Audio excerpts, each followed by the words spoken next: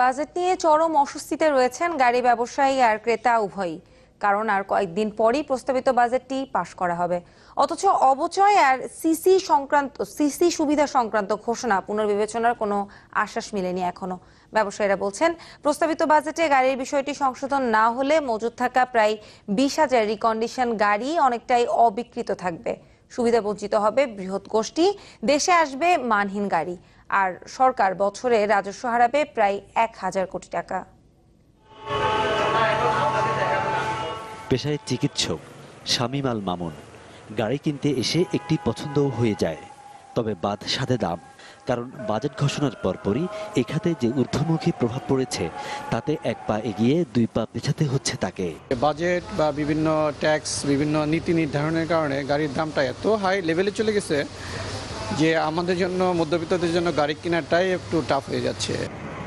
সরকার বরাবরই বেশি পুরনো গাড়ি আমদানি নিরুৎসাহিত করে, অথচ 2016-17 সালের পরিবর্তে বাজেটে অবচয় সুবিধা দেয়া হয়েছে 2015 থেকে আগের মডেলগুলোকে। এমন বাস্তবতায় অবচয় সুবিধা কমলে শুল্ক বাড়ার কারণে গাড়ি প্রতি দাম 90,000 থেকে 9 লাখ টাকা পর্যন্ত বৃদ্ধির আশঙ্কা ব্যবসায়ীদের। যদি আপনি সম্পূরক শুল্ক বাড়ানো হয় বা কমানো হয়, তাহলে নতুন এবং পুরাতন সবার ক্ষেত্রে প্রযোজ্য হয়। এখন অবচয় সুবিধাটা শুধু আমরা পুরাতন গাড়ির ক্ষেত্রে প্রযোজ্য, রিকন্ডিশন গাড়ির ক্ষেত্রে প্রযোজ্য। সেই গাড়ির উপরেই এই খরচটা আসছে যে প্রথম 2 বছর 16 এবং 17 সালে 2 বছরে আমরা কোনো অবচয়ই পাবো না।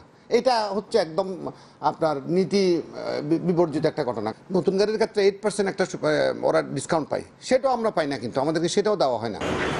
আবার সাধারণত শুল্কহার প্রতি 500 সিসিতে তারতম্য থাকে, তবে এবার ব্যত্যয় ঘটিয়ে 1500 সিসির সুবিধা বর্ধিত করা হয়েছে 1600 সিসি পর্যন্ত।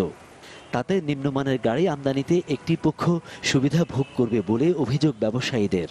রিকন্ডিশন 1600 সিসির কোনো গাড়ি আসে না। জাপানে ওদের একটা স্ল্যাব হলো 1500 সিসি পর্যন্ত, যেখানে আপনার বাংলাদেশে যতগুলো গাড়ি আসে 90% সিডান কারে দেখা যাচ্ছে এই 1600 সিসির ভিতরে। কোনো সিন্ডিকেটকে স্বার্থ রক্ষার জন্য করা হলো, কোনো মানুষের জন্য করা হলো, কোনো গ্রুপের জন্য করা হলো, সেইখানে আমাদের সংকট। দেশের রাস্তায় চলা মোট গাড়ির প্রায় 90% রিকন্ডিশন। ব্যবসায়ীরা বলছেন, বাজারে অবচয় সুবিধা আর সিসি সংক্রান্ত প্রস্তাব একদিকে সিংহভাগ ভোক্তার জন্য দুঃসংবাদ, অপরদিকে নিশ্চিত ঘাটতি হবে রাজস্ব আদায়ে। তাই বাজেট পাশের আগে এক্ষেত্রে নজর দেওয়ার পরামর্শ সংশ্লিষ্টদের। ফখরুল ইসলাম, চ্যানেল 24, চট্টগ্রাম।